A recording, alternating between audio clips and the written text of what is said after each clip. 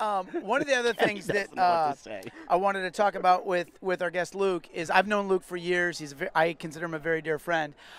He's one of the original CrossFit owners in the Scottsdale area, and like a lot of our listeners, they're box owners, and they've seen an evolution in the fitness, sport, and business of CrossFit. And Luke, I'd like to hear your thoughts on the evolution of being a box owner. Well, let me ask though, how long have you been affiliate? So I got my cert in January 08, and we were up and running by October 08. So we've been doing it now for 4+ years. We learned from some of the best out there. Some of our mentors early were obviously Chris Lillane up in San Francisco, good friends of my wife and I, colleagues through the fitness chain of running and owning Globo gyms. And isn't he also the nephew of Jack LaLanne? He is the great nephew. Yes, he is. And can we take a quick break to take our hats off and actually pay our respects to the Jack LaLanne? All right.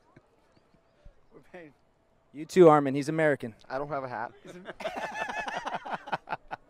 All right, very good. So being an affiliate owner obviously has its ups and downs. It's all around. But at the end of the day, it's better than being a trainer. And it's better than trying to own and operate a Globo gym.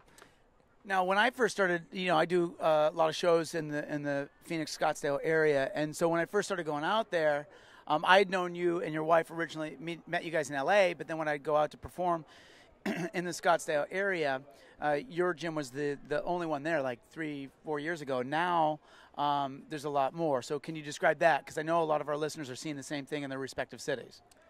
Well, all CrossFits are not created equal. You're going to have everything from a Honda Civic 89 to a Bentley 2012 and everything in between. I heard Greg Glassman say at the Affiliate Fest in Miami about 1.5 years ago that the good ones will get better and the bad ones will get better. So, if you're looking for a CrossFit box, obviously you have a lot of options out there. Scottsdale is a I don't even like to say the word flooded market, but yeah, we've got probably second most to San Diego out there, and there's a lot of them. And they're everything from meeting at the park on a Sunday to having 50 classes a week like we do. And for some people, it's a hobby. For my wife and I, it's a business, and it's a community. We live 2 miles from our gym. Our kids come there after school. We've had some of the best relationships with friends and people who have not only come in to, change their lives through fitness, but become actual great friends of ours. And we've got some of them with us here this weekend. Yeah, I mean, I've seen, and I've known too that at different points of your professional career that can be almost that can be very challenging. You see other boxes develop, and there's that part of you as a business owner. You're like, oh shit, this is taking my bread and butter. You got kids, you want to provide for them, and then there's that moment. And I've seen an evolution in you with your perspective of that. Can you speak on that? CrossFit does more good than it does evil, and Ask Armin about that. Yeah, at the end of the day, Armin, we were actually speaking about this earlier.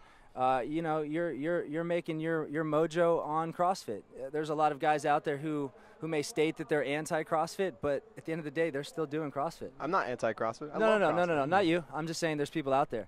I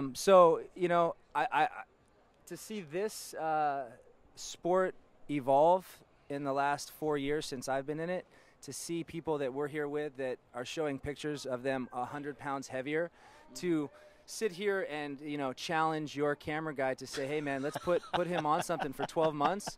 Let's take a video of it right now. Yeah, let's put a CrossFit LA shirt on him and let's see what happens in a year. And I've been trying the same thing with cocaine, but it's just not working. He's the only guy that just keeps getting fatter.